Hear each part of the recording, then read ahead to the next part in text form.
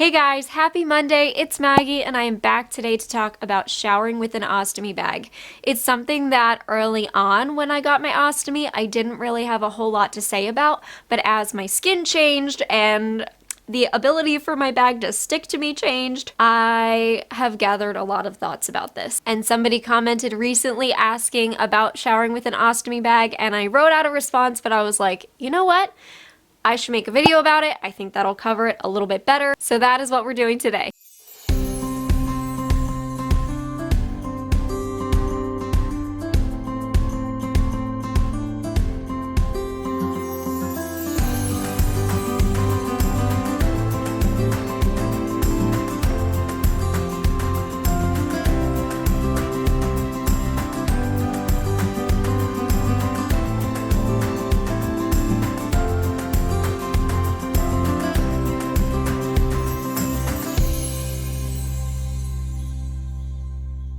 Thank you for everybody who joined on Friday night's live chat during my video premiere. There were a lot of you on there and I was like typing away really fast. And thank you to those of you who became members. I'm going to have your name at the end of this video. And for those of you asking how to join memberships, I don't do Patreon. I just do the YouTube version of that.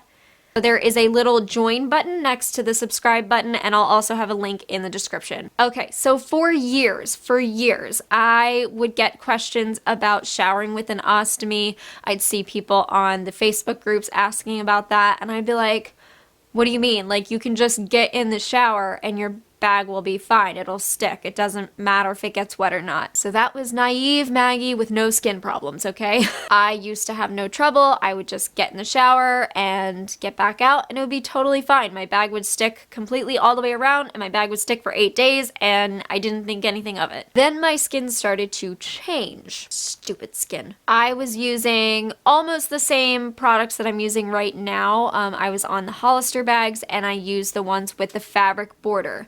And unfortunately, my skin started to develop a reaction to that border, especially when it was wet. So then I was trying a bunch of different bags. I went through Convatec, Coloplast, Symed, I don't know, just all of them. I tried everything. And none of them would stick when I would shower. I never had anything stick like my skin used to with Hollister products. I mean, I would go swimming in the ocean for hours and have no issues. And then it was like a flip of the switch. It suddenly just didn't work for me anymore. What I found to be happening is that anytime my flange would get wet, even just a little bit, it would start to peel around the edges. And it looked like the hydrocolloid of all of my flanges was absorbing water, which it was, and it was then not sticking to me. So then I started to explore options of how to combat this. And the very first thing that I did was flange extenders. So flange extenders are these arc-shaped things that basically go around the edge of your flange and can help stick it on for longer. It can extend the wear time. It can also protect it from water kind of seeping in there. And there are some really great ones, don't get me wrong. I really liked the Coloplast Brava ones. I thought they were fantastic. The only issue is my skin reacts the same way to the Brava barriers as it does to basically all flanges. So I was just extending the square footage of my skin irritation. But they did stick very well. In fact, almost too well. I found that I had to use adhesive remover sprays to remove them. Otherwise, I was basically giving myself a free wax, which I wasn't a fan of, but they did work okay. And then the other flange extender that I actually really like is one by Trio Ostomy Care, and they basically are made out of silicone. They're a lot thinner than the Brava ones, and they're see-through. So I liked that it didn't look like I had a giant ostomy flange on. And it also gave me a little bit more movement. The only problem with flange extenders and the type of flange I'm using now is that Hollister flanges have this fabric coating over all of them, so flange extenders don't stick well to them. Now, somebody just recently commented saying that they will do the flange extenders underneath of their flange. So they'll kind of lay it on the perimeter and then they'll put the flange on, and that works really well for them. So like I said before, I noticed that the water was helping to peel the flange away from me. It would kind of absorb around the edges and then not be sticky anymore and would peel away. And it also contributed to further skin breakdown. If you've got something wet laying on the skin, it's going to give you fungal infections, it's going to give you moisture associated damage, it's just not good to have your skin wet for long term. I mean, you guys know, you take a bath too long and you get pruny hands. Your skin does not like to be submerged in water for long amounts of time. So then I was like, okay, let's take water out of the equation altogether. I do not want my ostomy to get wet at all. I started to explore different shower guards. I was thinking, okay, what if I wrap something around my waist? I originally started taking a Ziploc bag and taping it all around my ostomy. The tape didn't really block the water out so well, and it would peel off of me, and it was just annoying to use a giant gallon-sized bag and basically covering my whole stomach. I'm a small person. So then I was like, there's got to be something better out there. I saw that there were ostomy-specific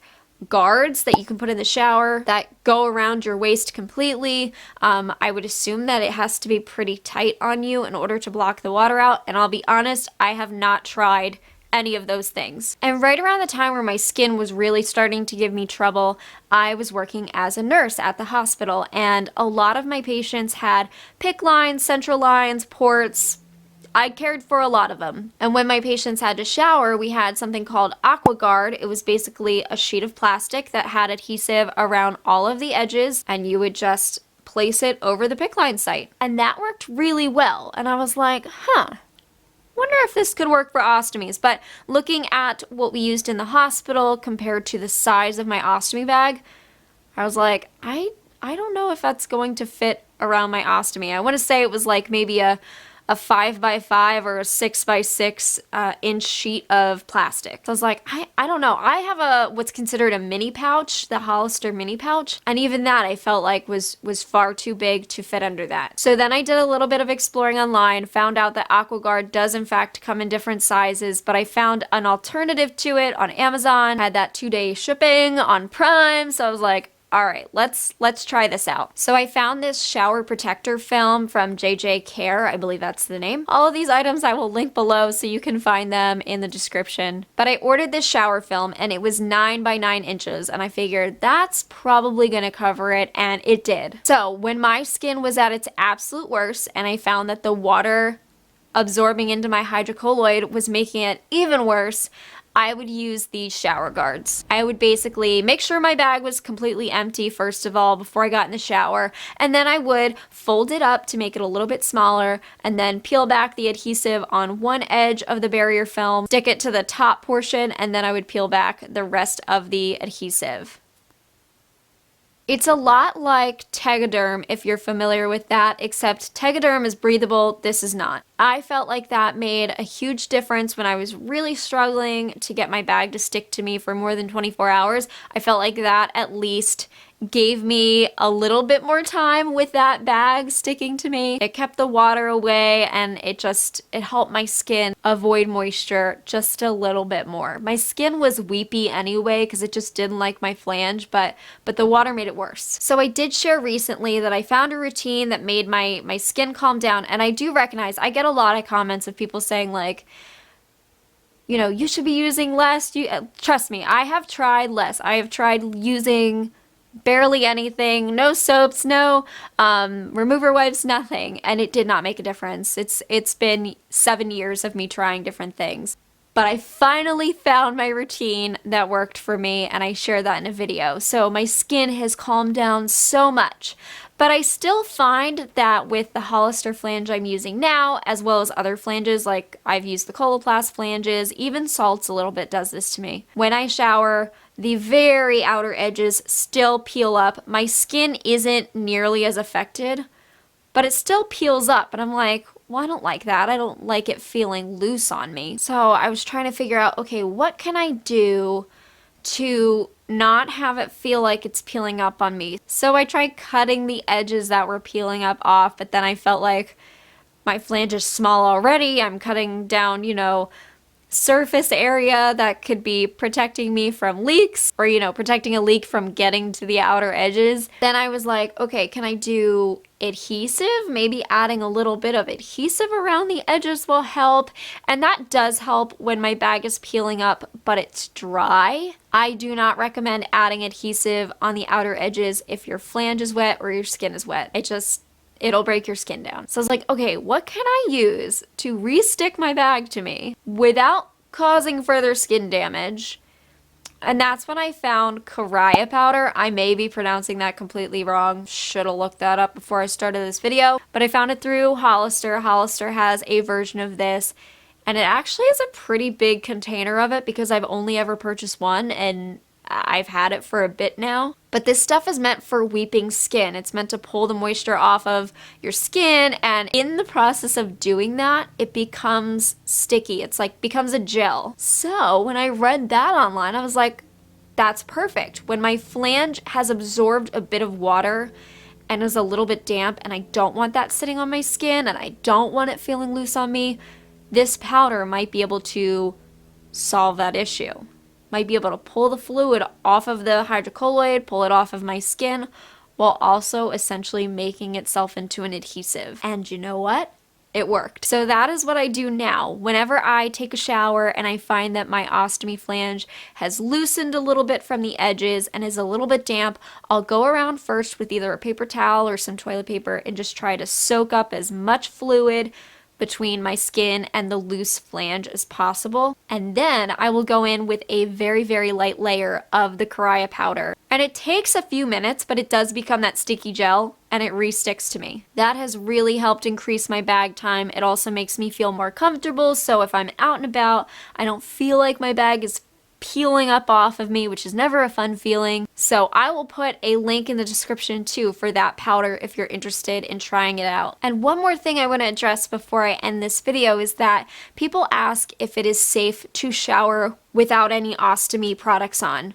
No bag, no flange, no nothing. As long as you're cleared by your surgeon and you don't have any wounds or incisions that are right around your stoma, you should be totally fine showering without your ostomy bag. And it is a freeing feeling. It's so good. It gives you a great opportunity to inspect your skin without the pressure of, you know, oh my gosh, am I going to explode? It also allows you a long period of time to clean your skin really thoroughly, especially in the weeks immediately following your surgery.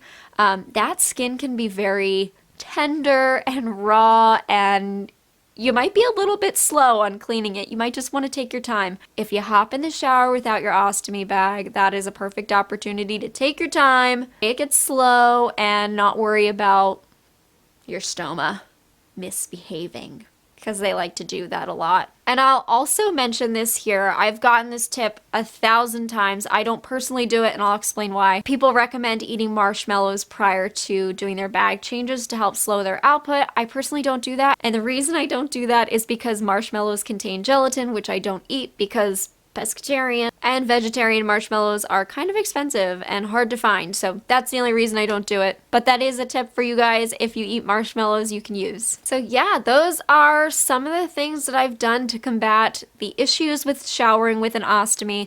Again, I recognize that some people do not have any problems just jumping in the shower and getting right out with no issue. Just remember that everybody's skin is different and your skin can change over time. So if you start to see that you have issues with this, hopefully there are some tips in this video that can help you combat that. All right, guys, I hope that you enjoyed this video and I will see you in the next. Bye.